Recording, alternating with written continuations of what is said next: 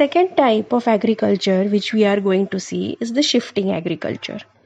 In this type, first of all, a piece of forest land is cleared by felling trees and burning of trunks and branches.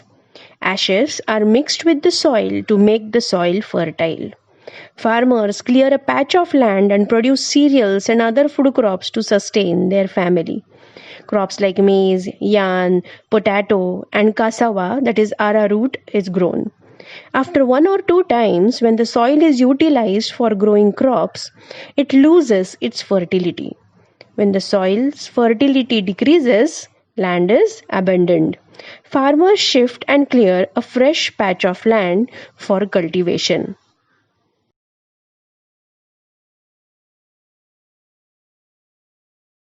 Shifting cultivation is also called slash and burn agriculture. This type of shifting allows nature to replenish the fertility of the soil through natural processes.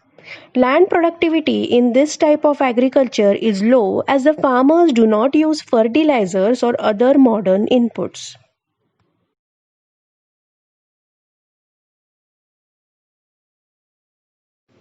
Slash and burn agriculture is known by different names in different parts of the country. It is Jhuming in northeastern states like Assam, Meghalaya, Mizoram, and Nagaland, all the northeastern states. Pamlo in Manipur, Dipa in Bastar district of Chhattisgarh, and in Andaman and Nicobar Islands. Okay. Bewar or Dahiya in MP, Madhya Pradesh. Podu or Penda in Andhra Pradesh. Pamadabi or Koman or Bringa in Odisha. Kumari in Western Ghats. Walre or Waltre in southern eastern Rajasthan. Khil in Himalayan belt. Kuruva in Jharkhand. Slash and burn agriculture is known as milpa in Mexico and Central America. Conuco in Venezuela. Roca in Brazil. Mazol in Central Africa. Ladang in Indonesia. And Dre in Vietnam.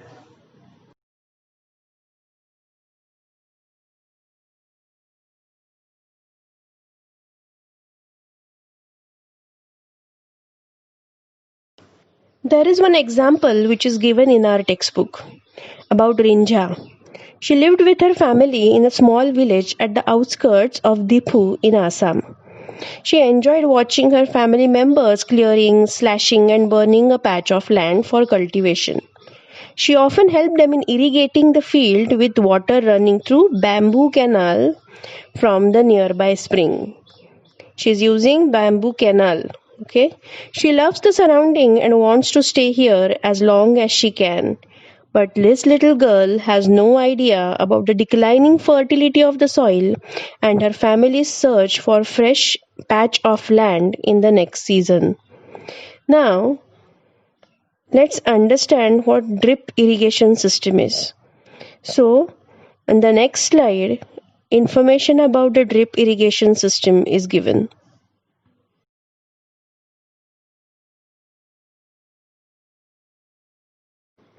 Bamboo drip irrigation system. It is a 200-year-old system of tapping stream and spring water by using bamboo pipes. About 18 to 20 liters of water enters the bamboo pipe system, gets transported over hundreds of meters, and finally reduces to 20 to 80 drops per minute at the site of the plant. In this picture, you can see that the bamboo pipes are used to divert perennial springs on the hilltops to the lower reaches by gravity. Then the channel section made up of bamboos divert the water to the plant side where it is distributed into branches, again made and laid out with different forms of bamboo pipes. The flow of the water into the pipe is controlled by manipulating the pipe position, and if the pipe passes a road, they are taken high above the land.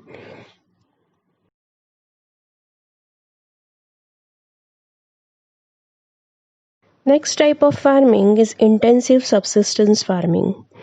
This type of farming is practiced in the area of high population density. It is labor intensive farming where high dose of biochemical inputs and irrigation is used for obtaining high production. Division of land among successive generations has rendered the land holding size uneconomical.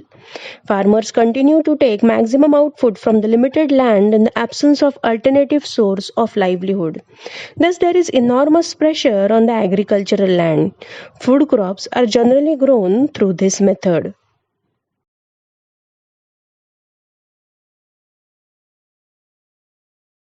Let us quickly revise our points for intensive subsistence farming.